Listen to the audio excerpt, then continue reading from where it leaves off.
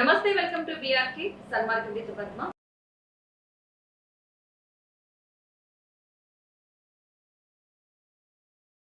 ఈ రోజు మనతో పాటు చూడలో ఉన్నారు ప్రముఖ ఆధ్యాత్మికవేత్త, నామ సంకీర్తనాచార్య కొడగండ్ల రాధాకృష్ణ శర్మ గారు.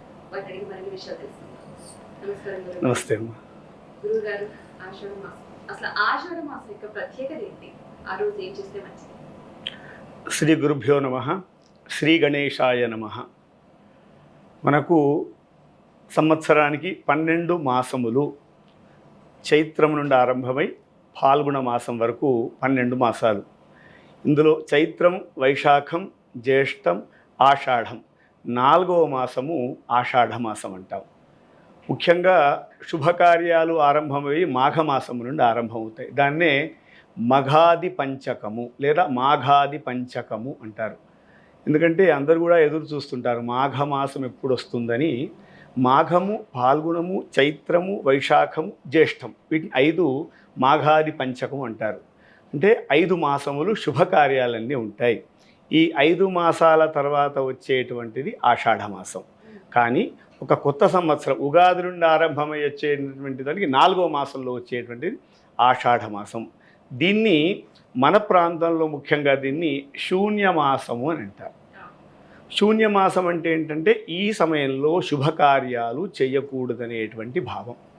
సంవత్సరంలో పౌష్యమాసం, పుష్యమాసం ఒకటి, ఆషాఢమాసం ఒకటి, భాద్రపద మాసం ఒకటి. ఈ సందర్భంగా మనకు శుభకార్యాలు ఉండవు. ఈ ఆషాఢమాసంలో అనేకమైనటువంటి విశేషాలు కూడా ఉంటాయి. ఆషాఢమాసంలో సాధారణంగా వర్షములు ఉంటాయి.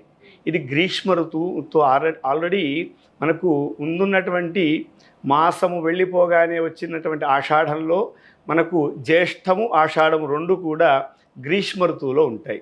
ఈ గ్రీష్మ ఋతువు అంతా కూడా పంట పొలాలు, పంటలు పండుతూ ఉంటాయి, విత్తనాలు వేసుకొని ఆల్రెడీ ఉంటాయి, వర్షాలు చక్కగా పడుతుంటాయి. కనుక ఆషాఢ మాసానికి విశేషాలు అనేకంగా ఉన్నాయి. ఈ ఆషాఢము ఆరంభముతోటే అమ్మవారిని ఆరాధించడం. అంటే ఈ ఆరాధనలోనే అమ్మవారు వారాహి రూపంగా ఉన్నటువంటి అమ్మవారిని గుప్త నవరాత్రులుగా చేస్తుంటారు 9 రోజులు.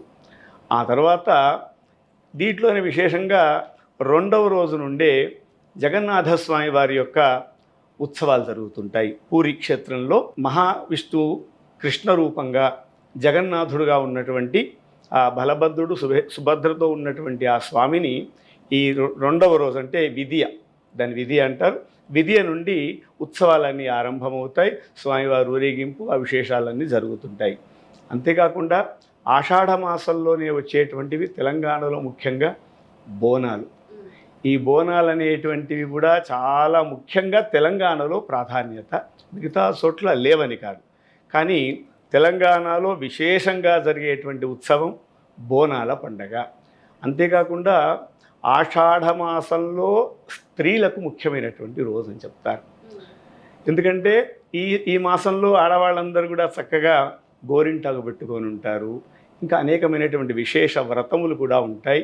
ఆషాఢ మాసంలో శుభకార్యాలు కొన్ని ప్రాంతాలకు జరుగుతాయి, కానీ మన దగ్గర మాత్రం తక్కువ. ఎందుకంటే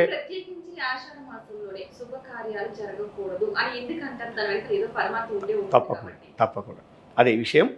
ఆషాఢంలో శుభకార్యాలు జరగకపోవడం మన తెలుగు ప్రాంతాల్లో ముఖ్యంగా, కానీ కొన్ని ప్రాంతాల్లో జరుగుతాయి. దాన్ని ఏమంటారంటే మిథున ఆషాఢం అంటారు. అసలు మిథునం అంటే ఏంటంటే జంట, కానీ మన దగ్గర లేదు అది. కానీ మన దగ్గర కూడా 1, 2 జరిగితే జరగవచ్చు. మిథునం అంటే ఎప్పటి వరకు అంటే శుద్ధ పాడ్యం నుండి పౌర్ణమి వరకే. తర్వాత పౌర్ణమి అమావాస్య వరకు శుభకార్యాలు ఉండవు ఆషాఢ మాసంలో. కానీ ఇది రేర్గా ఉంటాయి, చాలా తక్కువ. కారణము ఇంతకుముందు చెప్పినట్టుగా మనకు 5 మాసాలు మఘాది పంచకంలో ఉండేటువంటి వాటి వరకు శుభకార్యాలన్నీ జరిగి, ఇక్కడ ఆషాఢంలో ఇది శూన్యమాసంగా చూస్తాం కనుక మన ప్రాంతంలో, మన దగ్గర అంతా కూడా చాంద్రమానము, సౌరమానము. చాంద్రమానం చంద్రుని బట్టి లెక్కలు పెట్టేది, సూర్యుని బట్టి లెక్కలు పెట్టేటువంటి ఈ యొక్క మన తెలుగు ప్రాంతాల్లో లేదా మన దక్షిణాదంతా కూడా ఆషాఢ మాసాన్ని శూన్యమాసం అంటారు. శూన్యమాసంలో చక్కగా హాయిగా ఉండాలి అంటే ఈ వర్షములన్నీ వచ్చి అనేకమైనటువంటి ఇబ్బందులు కూడా ఉంటాయని ఈ మాసంలో దాదాపుగా శుభకార్యాలు జరగకుండానే ఉంటాయి. ఇదే కారణం, ముఖ్య కారణం శూన్యమాసం. దీని పేరే శూన్యమాసం. దీనికి ప్రత్యేకించి వేరే కారణం అంటే ఏం లేదు. ఇది శూన్యమాసం కనుక అంతకుముందు 5 నెలలు వరుసగా శుభకార్యాలు జరుగుతాయి కనుక పెద్దవాళ్ళు నిర్ణయం చేసి పెట్టినా మనకు జాతక ప్రభావమైనా కూడా లేదా చంద్ర సూర్యులను బట్టి అయినా కూడా ఈ మాసం అంతా కూడా విశ్రాంతిగా ఉండాల్సినటువంటి మాసంగా చెప్పి దీంట్లో ఇంకా విశేషాలన్నీ కూడా చెప్పారు. అందుగురించే శుభకార్యాలు జరగకుండా ఉంటాయి కార్యక్రమంలో. గురుగారు, ఈ ఆషాఢ మాసంలో వివాహాలు అస్సలు జరిపించారు ఎందుకంటారు? ఎందువలన జరిపిస్తే వల్ల ఏమన్నా అర్థాలు ఉంటాయా ఏమిటి అసలు? అయితే వివాహానికి ఒక శుభముహూర్తం కావాలి, శుభమాసం కావాలి. ముఖ్యంగా ఉత్తరాయణం అనేటువంటిది ఈ మాసంలో వెళ్ళిపోయి దక్షిణాయనం ఆరంభం అవుతుంది. ఆషాఢంలోనే దక్షిణాయనం. ముఖ్యంగా వివాహ శుభముహూర్తాలు కానీ ఉపనయన ముహూర్తాలు కానీ దేవతా ప్రతిష్టలు కానీ ముఖ్యంగా చేయాల్సింది ఉత్తరాయణ పుణ్యకాలము. ఈ ఉత్తరాయణ పుణ్యకాలం ఎప్పుడు వస్తుందంటే సంక్రాంతి తెల్లవారు నుండి, అంటే మకర సంక్రమణం అని జరుగుతుంది. మకర రాశిలో సూర్యుడు ప్రవేశించినప్పటి నుండి మనకు ఉత్తరాయణం ఆరంభమవుతుంది. ఆ ఉత్తరాయణము నుండి దక్షిణాయనం వచ్చే వరకు కూడా శుభకార్యాలు జరగడం విశేషం. అందులో ఈ యొక్క 5 నెలలు మాఘమాసము, పాల్గొనము, చైత్రము, వైశాఖము, జ్యేష్ఠము, ఈ 5 మాసాలు ఉత్తరాయణంలోనే ఉంటాయి. ఆషాఢ మాసం కూడా ఉత్తరాయణంలో కొంత భాగమే ఉంటుంది. అందుగురించి కూడా ఈ యొక్క మాసంలో శుభకార్యాలు జరగడం తక్కువ. కానీ ఇంతకుముందు చెప్పినట్టుగా మిథున ఆషాఢం అని మనకు కొద్ది రోజులు ఉంటుంది ఉత్తరాయణం. ఇప్పుడు ఈ సంవత్సరం మనకు దక్షిణాయనము ఈ మాసంలోనే ఆరంభం అవుతుంది. బహుశా ఏకాదశి తర్వాత ఆరంభమవుతుంది. ఇప్పుడు మనం సంకల్పం చెప్పేప్పుడు అంతా కూడా ఉత్తరాయణే అని చెప్తాం. ఈ మాసం నుండి దక్షిణాయనే అంటాం. ఈ దక్షిణాయనం ఎప్పుడైతే ఆరంభమవుతుందో అప్పటి నుండే దీన్ని చాతుర్మాస్య వ్రతము అని సన్యాసం ఎవరైతే తీసుకుంటారో వాళ్ళు దీక్షగా ఉంటారు.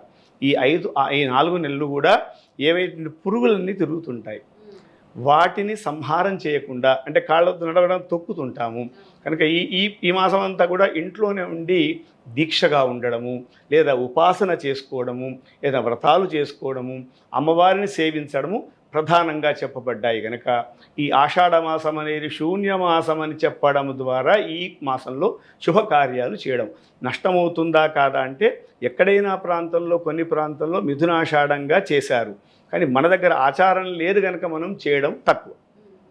ప్రత్యేకించి ఈ ఆషాఢ మాసంలో భార్యాభర్తలు ఇద్దరు ఒకే ప్లేస్లో ఒకే చోటు ఉండకూడదని అంటూ ఉంటారు. అమ్మాయినేమో వాళ్ళ అమ్మగారింటికి పంపిస్తూ ఉంటారు. ఏమంటారు? దీనికి వెనకాల పరమాత్మ ఏముందంటారు? ఇది నిజంగా చెప్పాలంటే ఇది వ్యావహారికంగానే వచ్చిందని చెప్పచ్చు. పూర్వంలో వివాహం అంతా కూడా చిన్న వయసులో అవుతుండేది. అంటే 8 వర్షాత్ భవేత్ కన్య, అంటే కన్యాదాన ఫలితం వస్తుందని చిన్నపిల్లలకి చేసేవారు. తర్వాత అది ప్రభుత్వాలు కూడా చట్టాల్లో కూడా అది పనికిరాదని చెప్పారు కనుక మనము కాస్త 18, 21 ఆ సంవత్సరం చేస్తున్నాం. చిన్నప్పుడు ముందు చేసేటువంటి మాఘ, పాల్గొన, చైత్ర, వైశాఖ, జ్యేష్ఠ మాసాలు, ఈ 5 మాసాల్లో పెళ్ళవుతుంటే అప్పుడు అమ్మాయి సరే పెద్దగా ఇప్పుడు తీసుకున్నా కూడా అమ్మాయి పూర్వంలో ఏంటంటే అబ్బాయిని ముందు చూడదు, కేవలం పెళ్ళిలోనే చూస్తుంది. అంతకుముందు పెద్దవాళ్ళు నిర్ణయం చేసి పెట్టింది. ప్రస్తుత కాలంలో ఎంగేజ్మెంట్లు, రింగులు మార్చుకోవడాలు, దండాలు ఇవన్నీ అవుతున్నాయి, కానీ పూర్వంలో అది లేదు. ప్రస్తుతం అవన్నీ ఉన్నా కూడా మళ్ళీ ఒక తెర పెడుతున్నాం, తెర ఒక బట్టలా పెట్టేసి అప్పుడు చూసుకోండి అంటాం. ఇంతకుముందు ఎన్నిసార్లు చూసినా, కానీ పూర్వంలో మాత్రం పెద్దవాళ్ళు వెళ్ళి నిర్ణయం చేసి చెప్తే వాళ్ళు దానికి ఒప్పుకునేవాళ్ళు, అక్కడ అమ్మాయి అయినా అబ్బాయి అయినా. ఆ రకంగా వాళ్ళకి ఒక కొత్తదనం, అత్తగారింటికి వెళ్ళిన తర్వాత కొత్తదనం. ఇది ముఖ్యంగా వ్యవహారికంగా వచ్చిందంటే కారణం ఏంటంటే ఒక పాల్గొనమో, జ్యేష్ఠమో, వైశాఖమో మాసంలో పెళ్ళైతే ఆ అమ్మాయి అత్తగారింటికి వెళుతుంది. వెళ్ళిన తర్వాత అంత కొత్తదనంగా ఉంటుంది అక్కడ. కనుక ఈ సమయంలో ఇంకొక మాట కూడా ఉంటుంది, అంటే వ్యవహారంగా చెప్పడానికి.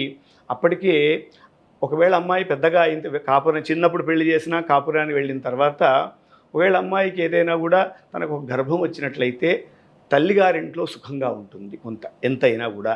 కనుక అక్కడికి పంపించడం ఒకటి.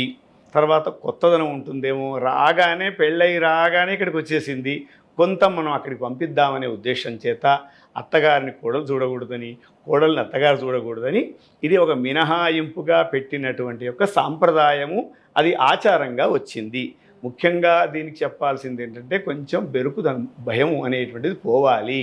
వాళ్ళ కొద్ది రోజులు ఇక్కడ వచ్చి వెళ్ళి వెంటనే అక్కడికి పోవాలని, లేదంటే తనకు అప్పటికి ఆల్రెడీ ఒకవేళ గర్భం వచ్చినట్లయితే తను రక్షణగా ఉంటుంది, తల్లిగారింటికి వెళ్ళాలని కూడా కారణం చేత ఆషాఢంలో అత్తాకోడళ్ళు ఒక్క దగ్గర ఉండకూడదు అనే భావం.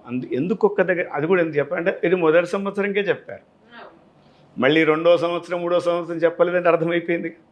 వెళ్ళొద్దంటే ఎప్పుడు వెళ్ళొద్దంట, ఒకటేసారి మొదటిసారికే చెప్పారు అంటే అది ఆచారంగా వచ్చింది. ఇంకొక మాట ఎందుకు ఆచారం అన్నామంటే అసలు భార్యాభర్తలు ఎప్పుడు ఒక్క దగ్గర ఉండాలి. ఏదో పండగలు సరదాగా తన ఇంటికి పుట్టింటికి వెళదామంటే అది వేరు. ఎందుకంటే ఇద్దరు చేయాల్సినటువంటి చాలా ఉంటాయి కార్యక్రమాలు, అనేక యజ్ఞయాగాదులు ఉంటాయి, జప తప హోమాలు ఉంటాయి, ఇవి ఇద్దరు కలిసే చేయాలి. అమ్మాయి అక్కడికి వెళ్ళి దీని ఒకటేలా చేసుకుంటారు కదా. అయితే ఇది కారణం కేవలము ఆ భయమని పోవడాని కోసమై, కొంచెం కొత్తదనం ఉంటుంది, వాళ్ళకి ఒక మార్పు ఉండాలి, అనేక విషయాలు అమ్మ దగ్గరికి వెళితే మళ్ళీ కొన్ని మంచి మాటలు చెప్తారు, ఇలా ఉండాలమ్మా నీకేమైనా ఇబ్బంది అయిందా, ఒక మాట ఒక చర్చ వస్తుంది వాళ్ళిద్దరికీ, దానికోసమై పెట్టింది తప్పలేదు. ఎందుకంటే ఖచ్చితంగా ఒక మాట చెప్పేవాడు, నెక్స్ట్ 2వ సంవత్సరం వద్దు, 3వ సంవత్సరం ఎప్పుడు జీవితాంతం ఆషాఢం వద్దని చెప్పట్లేదు, ఆ మొదటి ఆషాఢంలోనే చెప్పారంటే ఇది కారణం. అందుగురించి అత్తాకోడళ్ళు ఒక దగ్గర కొత్తగా ఉండేటువంటి వాళ్ళు చాలా వచ్చాయి అలా. ఇది ప్రధానంగా మనం ఇప్పటికి కూడా ఆచరిస్తూ ఉన్నారు. ప్రత్యేకించి ఆషాఢ మాసంలో చేసే వ్రతాలు కానీ పూజలు కానీ ఆడవారు ఏమైనా ఉన్నాయంటారా? ముఖ్యంగా ఆషాఢ మాసంలో అమ్మవారి ఉపాసన, ఆమె లలితా త్రిపుర సుందరి. ఆ త్రిపుర సుందరి అమ్మవారు ఈ మాసంలో మనకు వచ్చేటువంటి మొత్తం కూడా 4 నవరాత్రులు ఉంటాయి. ఆ 4 నవరాత్రులు మాఘమాసంలో ఒకటి, చైత్రమాసంలో ఒకటి, ఆషాఢ మాసంలో ఒకటి, తర్వాత వచ్చి ఆశ్వీజ మాసంలో వస్తాయి. ఈ 4 నవరాత్రుల్లో గుప్త నవరాత్రులని అంటారు. అమ్మవారి యొక్క ఉపాసన చేస్తూ ఉంటారు కనుక ఈ 9 రోజులు అంటే ఆషాఢ శుద్ధ పాడ్యమి అంటే ఆషాఢ మాసం ఆరంభమైనటువంటి మొదటి రోజు నుండి 9 రోజుల వరకు కూడా అమ్మవారి ఉపాసన చేయడం అంటే లలితా త్రిపుర సుందరిగా, మహాలక్ష్మిగా, సరస్వతిగా, ఏ విధంగా అయినా కూడా ఆ అమ్మవారి పేరే వారాహిగా. పూర్వకాలంలో ఎక్కువగా ఇది పేరులో లేదు కానీ ప్రస్తుతం అంతా కూడా వారాహి అమ్మవారిగా ఉపాసన చేస్తూ ఉంటారు. ఇది ముఖ్యమైనటువంటిగా చెప్పవారంటే అమ్మవారిని ఆచరించారు. ఎందుకంటే ఈ సమయంలోనే పంట పొలాలకు వెళుతుంటారు గ్రామాల్లో ఉండేటువంటి వాళ్ళు కూడా. పంట పొలాలంటే కూడా అమ్మవారు లక్ష్మీ అమ్మవారు కనుక ఐశ్వర్యము, ధాన్యము సంబంధించినటువంటి యొక్క ఆచరణ చేయడం ద్వారా అమ్మవారికి సంబంధించినటువంటి ఉపాసన, వ్రతములు, జప అనుష్ఠానాలు చేయడము స్త్రీలకు ప్రత్యేకించి, పురుషులు చేయొద్దని కాదు, స్త్రీలకు ప్రత్యేకంగా ఆషాఢ మాసంలో చెప్పారు. అంటే ప్రత్యేకించి ఏ వ్రతాలైనా పూజలైనా స్త్రీలు చేస్తే మంచిదా, పురుషులు చేస్తే మంచిదా? ఇంట్లో కొన్ని వ్రతాలు కలిసి చేయాలి. వరలక్ష్మి వ్రతం ఉంది, శ్రావణ మాసంలో వస్తుంది. ఆ వ్రతం ఇద్దరు కలిసి చేయొద్దని కాదు, కలిసి చేయడం విశేషం. ఎందుకంటే కొన్ని వ్రతాలు పెళ్ళి కాని వాళ్ళకు కూడా చెప్పారు. ఇప్పుడు అమ్మవారిని, వారాహి అమ్మవారిని పెళ్ళి కాని వాళ్ళు కూడా చేయడం ద్వారా తొందరగా పెళ్ళవుతుందని, మంచి వరుడు వస్తారని చేశారు. సో అక్కడ స్త్రీయే చేయాలి కదా. అట్లాగే అమ్మ చేస్తుంది, నాన్నగారు ఏదో బయటికి వెళ్ళారు, అప్పుడు అమ్మనే చేయాలి. ఇలా అమ్మకు కొన్ని విశేషమైనటువంటి స్త్రీలకు వ్రతాలు చెప్పారు కనుక స్త్రీలు చేయడము ద్వారా కొన్ని విశేషాలు. సత్యనారాయణ వ్రతం ఉంది, అది దాదాపుగా కలిసి కూర్చుంటారు. ఎప్పుడో కుదిరినప్పుడు ఆ భర్త యొక్క వస్త్రం దగ్గరగా పెట్టుకొని చేస్తారు. కానీ ముఖ్యంగా వ్రతములు చాలా వరకు ఆడవాళ్లకు చెప్పారు. ఎందుకంటే కొన్ని యజ్ఞయాగాది క్రతువులు ఉంటాయి, పురుషులకు చెప్పారు. కానీ అది చేసినా తాను ఉండాల్సిందే భార్య. కానీ కొన్ని వ్రతాలకు భర్త ఎటన్నా పని మీద వెళ్ళినా కూడా తను చేసుకోవడానికి కొన్ని మాత్రమే. అలా అని హాయిగా ఉంది ఆయన వెళ్ళిపో నేను చేసుకుంటాను లేదు, ఇద్దరికి కలిసి చేయడం ఉత్తమ లక్షణం. అదేవిధంగా ఇప్పుడు ఆషాఢ మాసంలో ప్రత్యేకించి తెలంగాణలో బోనాల పండుగ చేస్తూ ఉంటారు. ఏంటి ఆ ప్రత్యేకత ఏంటి? ప్రత్యేకించి ఆషాఢ మాసంలో ఎందుకు చేస్తూ ఉంటారు? సత్యం, మంచి విషయం. మామూలుగా ఇంతకుముందు చెప్పినట్టుగానే ఆషాఢం అంటే అమ్మవారికి విశేషంగా చెప్పాము. గ్రీష్మ ఋతువులో ఉన్నటువంటిది ఆషాఢ మాసం. ఈ గ్రీష్మ ఋతువు అంతా కూడా వర్షములతో ఉంటుంది. మన దగ్గర తెలంగాణలో ప్రత్యేకించి చాలా ఒక 200 సంవత్సరాల పూర్వము ఈ వర్షాల ద్వారా అనేకమైనటువంటి యొక్క వ్యాధులు, మశూచి, కలరా లాంటి వ్యాధులు, మనం అనుభవించిన మన సమయంలో దాని కరోనా లాంటి వ్యాధులు ప్రబలి ఒకరికొకరు అంటుకునేవి. ఇలాంటి సందర్భంలో అమ్మవారిని మహాకాళిగా, ఆ మహాకాళి అమ్మవారికి బోనము సమర్పించడం ద్వారా, బోనం అంటే తెలుగులో బోనం అన్న తెలంగాణ పదం, దానికి తెలుగులో ప్రత్యేకమైన అర్థం భోజనం. బోనం అంటే భోజనం. ఆ బోనాన్ని చక్కగా అలంకరించి స్త్రీలు ముఖ్యంగా దాంట్లో చక్కగా అన్నం వండుకొని వేపాకులు పెట్టుకొని దీపం పెట్టుకొని అమ్మవారిని సేవిస్తుంటారు. ఆ అమ్మవారే గ్రామదేవతగా, మహాకాళిగా, పోచమ్మగా అనేక రకములుగా అమ్మవారికి చేయడం ద్వారా ఆ సమయంలో ఆ వేపాకులో ఉండేటువంటి యొక్క వ్యాధి నిరోధక లక్షణాలు ఆ అమ్మవారికి ఇదే సమర్పిస్తే అమ్మవారు అందరినీ చల్లగా చూస్తుంది అనే భావనతో ఈ బోనములను సమర్పించడం మనకు సాంప్రదాయంగా వచ్చింది.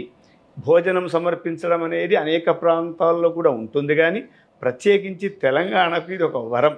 బోనాల పండగ అనగానే ఎంత ఆనందం, అందరూ కూడా బంధువులందరూ పిలుచుకుంటారు. హైదరాబాదులో కూడా చాలా వైభవంగా గ్రామాల్లో కూడా జరుగుతాయి. ఆషాఢమాసం ఆరంభమైనప్పటి నుండి ఒక్కొక్క ప్రాంతంలో మొదలు గోల్కొండలో, తర్వాత సికింద్రాబాదులో, తర్వాత లాల్ దర్వాజలో అనేక గ్రామాల్లో శ్రావణం వరకు నడుస్తూనే ఉంటాయి. ఎందుకంటే ఇది వర్ష ఋతువు అంతా కూడా. ఈ వర్ష ఋతువులో అనేకమైన వ్యాధులు వస్తుంటాయి. ఈ వ్యాధులన్నీ పోవడం కోసమై ముఖ్యంగా బాగా ఆలోచిస్తే అందరము కలవడానికి ఇది చాలా గొప్పది. ఏ పండగ అయినా ఏ పూజ అయినా కూడా మనందరం ఒక్క దగ్గర కలవడం కోసమై చేసేటువంటిదే ఉత్సవము, అదే బోనము.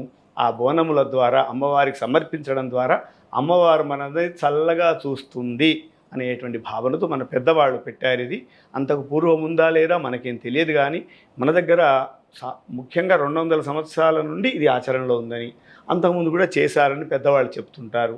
కనుక ఎందుకంటే కొన్ని విషయాలు శాస్త్రంలో ఉండవు, కానీ అమ్మవారి పూజ చేయడం ఎప్పుడూ ఉంది. ప్రత్యేకించి బోనాల పండగ అనేది ఎప్పుడైతే ఈ కలరామ శూజ అనేటువంటి అంటువ్యాధులు ప్రబలినప్పుడు అవన్నీ పోవడానికి అమ్మవారు ఎవరి మనసులో వచ్చేసి అమ్మా ఇది చేయండి, మీరు చేస్తే ఇప్పుడు మనకు రంగం అని ఉంటుంది. బోనాల పండగ తెల్లవారి అక్కడ సికింద్రాబాద్ జరిగిన తర్వాత అంటే అమ్మవారు చెప్తుంది నాకు ఇది చేయండి ఇది చేయండి అని అమ్మవారు పలికిస్తుంది వాళ్ళ చేత.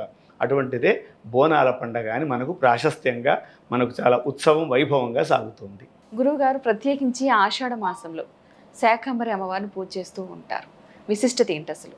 శాకంబరి అనగానే కూరగాయలు, శాకములు అంటారు. శాకాహారం అంటాం కదా. మనం నిత్యం భోజనం చేసేటువంటి పదార్థాల్లో అనేకమైనటువంటి కూరగాయలన్నీ ఉంటాయి. ఆకుకూరలు, తర్వాత మనకు కాయలుగా ఉండేటువంటి కూరలు, వీటన్నింటి చేత అమ్మవారికి అలంకరణ చేయడము అంటే అమ్మవారికి సమర్పణ చేయడంగా శాకంబరిగా అమ్మవారు మనకు అమ్మవారికి కనిపిస్తుంది. ఆషాఢ మాసంలోనే ఈ వారాహి నవరాత్రులైన తర్వాత చివరిలో పౌర్ణమి వరకు కూడా అమ్మవారిని శాకంబరిగా కొలుస్తుంటారు. అంటే ఈ శాకములు అంటే కూరగాయలు అంబరము వస్త్రములుగా ధరించినట్టుగా ఉంటుంది అమ్మవారు. అందు గురించి ముఖ్యంగా విజయవాడలో దానికి ముందుగానే వరంగల్ భద్రకాళి దేవస్థానంలో అమ్మవారిని చేస్తారు. ప్రస్తుతం అన్ని దేవాలయాలు అమ్మవారి దేవాలయాల్లో చేస్తున్నారు. ఈ పెట్టినటువంటి అమ్మవారికి నైవేద్యంగా పెట్టినట్టు, ప్రత్యక్షంగా నైవేద్యం. దూరంగా చూపించి మనం తింటాం మిగతాది, కానీ ఇక్కడ కాదు. తన శరీరం పైన మొత్తం అనేకమైన దేవాలయం అంతా గడుపు ఆ ఆకుకూరలన్నీ కూడా అందరికి ఇవ్వడం ద్వారా, ఆ పదార్థం మనం తినడం ద్వారా అది అమృతం అవుతుంది, అది బలం అవుతుంది, పుష్టిగా ఉంటాము, రోగములు నశిస్తాయి అని అమ్మవారిని అందరూ సుఖంగా ఉండాలి. అందరూ అనగానే కేవలం మనుష్యులే కాదు, స్త్రీ పురుషులే కాదు, సకల ప్రాణి కోటి అన్ని జీవములన్నీ కూడా సుఖంగా ఉండాలనేటువంటి భావన చేత అమ్మవారిని శాకంబరీ దేవిగా కొలుస్తూ ఆ అమ్మవారికి పెట్టినటువంటి నివేదన సంబంధించినటువంటి కూరగాయలందరికీ అందరూ భోజనంగా చేసి అమ్మవారి అనుగ్రహాన్ని పొందుతారు. ఇదే శాకంబరి ఉత్సవం అని అమ్మవారికి 3 రోజులుగా 1 రోజుగా చేస్తూ ఉంటారు. ఇది ఆషాఢ మాసంలోనే ఈ దేవీ నవరాత్రులు, గుప్త నవరాత్రులు, వారాహి నవరాత్రులు పూర్తయిన తర్వాత చివరి సమయంలో చేస్తుంటారు. ప్రత్యేకించి ఆషాఢ మాసంలో వచ్చే పర్వదినాలు ఏమైనా ఉన్నాయంటారా? తప్పకుండా. ముఖ్యంగా చెప్పినట్టుగా అమ్మవారి ఉత్సవాలు, నవరాత్రులు, వారాహి నవరాత్రులు, ఆ తర్వాత పూరి క్షేత్రం అని ఉంటుంది. అక్కడ జగన్నాథ రథోత్సవం అని జరుగుతుంది. జగన్నాథుడు అంటేనే కృష్ణ పరమాత్మ. ఆ కృష్ణ పరమాత్మ తన అన్నగారితో తన చెల్లెలితో 3 కలిసి ఉన్నటువంటి క్షేత్రమే పూరి క్షేత్రం. దీంట్లో అంతరార్థంగా తీసుకుంటే అన్న చెల్లెలు చక్కగా కలిసి ఉండేటువంటి క్షేత్రం అది.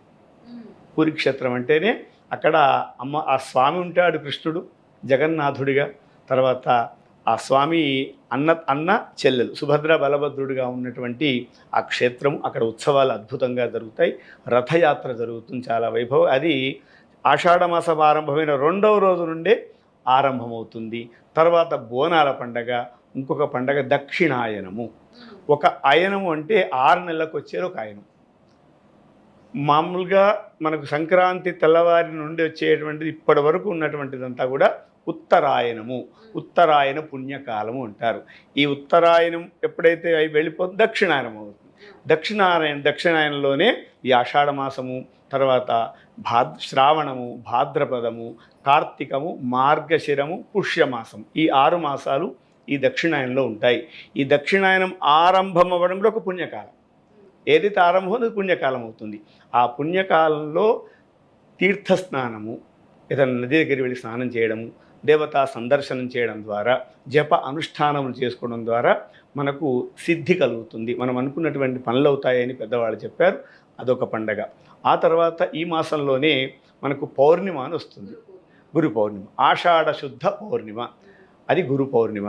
అది గురు పౌర్ణిమ అనడం ఎందుకు అంటే, మనకు ముందు ముఖ్యమైనటువంటి గురువు ఎవరంటే కృష్ణ పరమాత్మ. కృష్ణం వందే జగద్గురు అంటాం.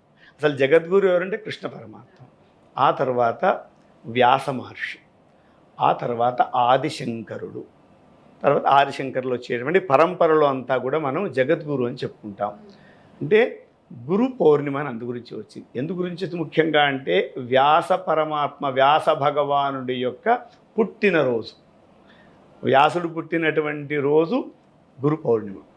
ఆ పౌర్ణిమ ఆషాఢ శుద్ధ పౌర్ణిమ రోజు వ్యాసుడి యొక్క జన్మోత్సవం కనుక ఇది ముఖ్యంగా వ్యాస పరమాత్మకు సంబంధించిందంటే.